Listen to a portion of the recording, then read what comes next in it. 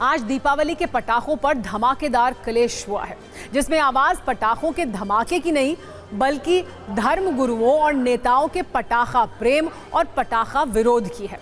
इस विस्फोटक क्लेश में पटाखा जलाने के पक्ष में पंडित धीरेन्द्र शास्त्री हैं और विरोध का रॉकेट मौलाना तौकीर रजा चला रहे हैं। दरअसल पिछले कुछ दिनों से सोशल मीडिया पर ऐसे लोगों की भीड़ चल रही है जो दीपावली पर पटाखा नहीं जलाने का संदेश दे रहे हैं।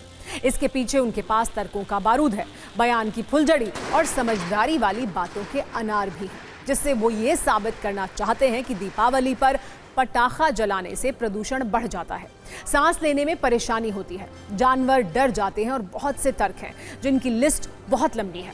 जबकि पटाखा जलाने वालों का कहना है कि ये सारी बातें हिंदुओं के त्योहारों पर ही क्यों याद आती हैं, प्रदूषण के बाकी कारणों पर साल भर चर्चा क्यों नहीं होती। दुनिया भर में पक्षों के तर्क पर हमने आपके लिए सत्ता की धमाकेदार कुंजी तैयार की है, जिसकी शुरुआत पंडित धीरेन्द्र शास्त्री और मौलाना तौकीर रजा के बयानों से आइए करते हैं।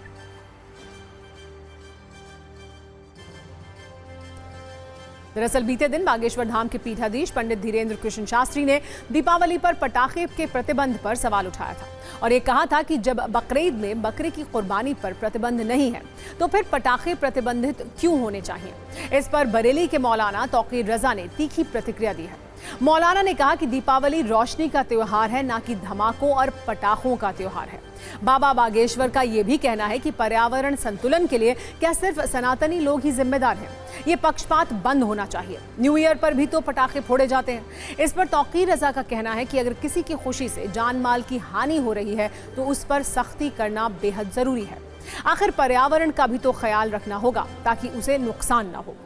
सुनिए एक बार धर्मगुरु और मौलाना के बयानों से कैसे बिना पटाखे जलाए ही जुबानी धमाके हो रहे हैं।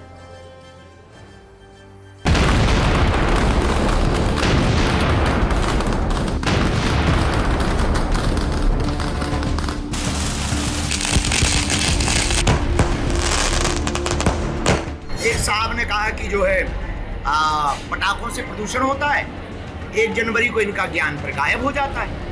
हैप्पी न्यू ईयर के नाम से पूरी दुनिया में पटाखे होते हैं, तब प्रदूषण नहीं होता है। लेकिन दिवाली आती है तो प्रदूषण होता है, होली आती है तो पानी खराब होता है और खून खराबा होता है, तब नहीं मानते, तब ये स्टेटमेंट नहीं देते। ये आपका धार्मिक मामला है, पटाखे छोड़ना है नहीं छोड़ना है ये आपका धार्मिक मामला है। मेरा मानना ये है कि आतिशबाजी छोड़ी जानी चाहिए, लेकिन इसकी कुछ लिमिट तय होनी चाहिए। आतिशबाजी पैसे में जिस बुरी तरह से आग लगाई जा रही है, ये देश का भी नुकसान हो रहा है और समाज का भी नुकसान हो रहा है। हिंदू धर्म के त्योहार आते हैं तो कोई ना कोई कानून की डंगा की बात करता है, रोक लगाता है, रोक लगाने की मांग करता है।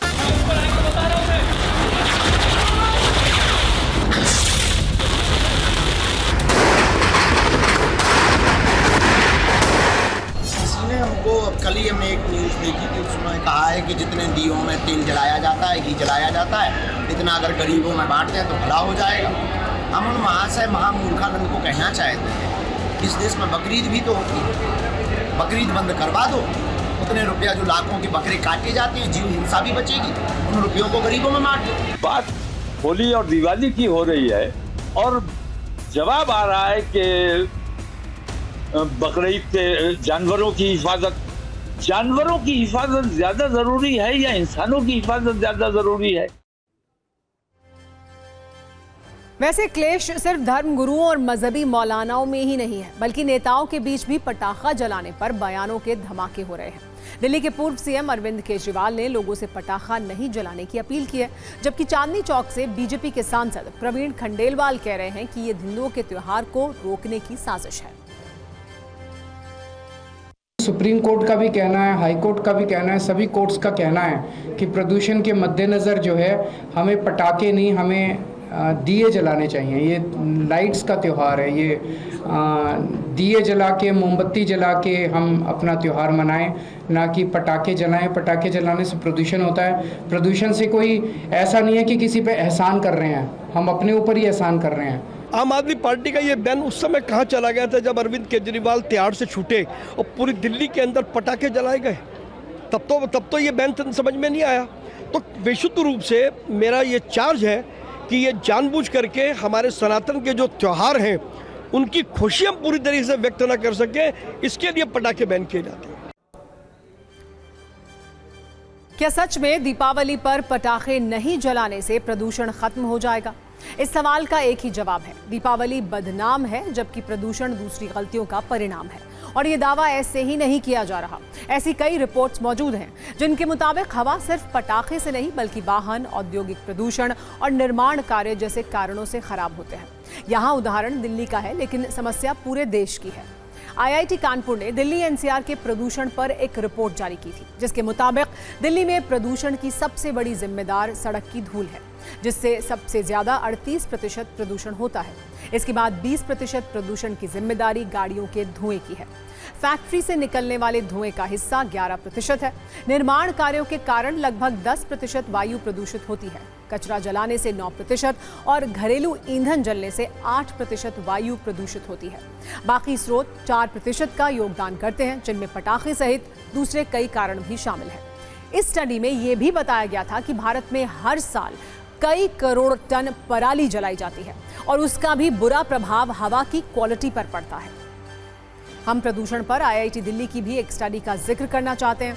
मई 2023 में IIT दिल्ली की रिपोर्ट के मुताबिक ये बात सामने आई कि दीपावली के बाद प्रदूषण का स्तर बढ़ जाता है, लेकिन इस रिपोर्ट में ये भी दावा किया गया है कि सिर्फ 12 घंटे में पटाखों वाले प्रदूषण का स्तर कम भी हो जाता है, जबकि पराली का प्रदूषण, उसका धुआं कई हफ्तों तक दिल्ली की हवा में बना रहता है।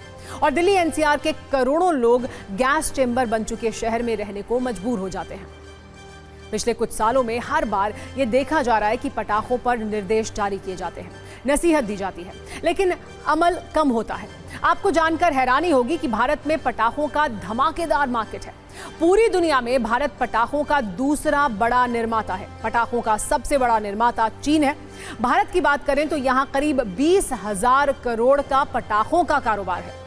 खास बात यह है कि भारत पटाखे एक्सपोर्ट इंपोर्ट नहीं करता है। चिंता की बात यह है कि भारत में अवैध रूप से चाइनीज पटाखे लाए जाते हैं। यानी पटाखों को पोल्यूशन का असली विलन बताया जा रहा है, लेकिन असल में तथ्य और तर्क इससे मैच नहीं करते। जिन पटाखों को फोड़ने पर पाबंदी लगाई गई है, आज हम उसका इतिहास भी आपको बताते हैं। पटाखों की शुरुआत चीन में करीब 2221 साल पहले हुई थी। हालांकि पहले पटाखों को बारूद की जगह बांस का इस्तेमाल इसमें किया जाता था, क्योंकि बांस की गांठ आग लगने पर तेज आवाज से फटती है, इसीलिए पहले इसी का चलन था। लेकिन 8वीं सदी में चीन में बारूद जैसे पदार्थ डेवलप किए गए। 1044 में चीन की किताब में गन पाउडर का जिक्र मिलता है। चीन में यह मान्यता थी कि पटाखों से बुरी शक्तियां या आत्माएं भागती हैं। यही बारूद चीन के लिए बुरा अंजाम लेकर आया जब मंगोल योद्धाओं ने चीन पर इसी बारूद से हमले कर दिए। बाद में मध्य एशिया, जापान और पश्चिम एशिया में भी पटाखों का विकास अलग अलग पदार्थों की मदद से हुआ। दिल्ली समेत पूरे देश में प्रदूषण एक बड़ी समस्या है, लेकिन इससे बड़ी समस्या यह है कि प्रदूषण की चिंता सिर्फ दीपावली के पटाखों तक सिमट कर रह जाती है। दीपावली से ठीक पहले पटाखों के खिलाफ सोशल मीडिया पर ट्रेंड चलाए जाते हैं। बड़े बड़े सेलिब्रिटी पर्यावरण की चिंता करने लगते हैं। पटाखों के शोर से जानवरों को होने वाले नुकसान की चिंता व्यक्त की जाने लगती है। ऐसे में पटाखे जलाने वालों की नाराजगी इस बात पर आ जाती है कि दूसरे त्योहारों पर पटाखे जलाए जाते हैं, तब किसी को प्रदूषण की इतनी चिंता क्यों नहीं होती? दूसरे कारणों से प्रदूषण फैलता है, तब इस तरह की चिंता क्यों नहीं व्यक्त की जाती? कुल मिलाकर पटाखों पर सेलेक्टिव बैन को लेकर लोगों में असंतुष्टि है और ऐसा भी ट्रेंड देखा गया है कि इसके विरोध में लोग और ज्यादा पटाखे जलाने लगते हैं। इसका कोई स्थायी समाधान ढूंढना ही होगा।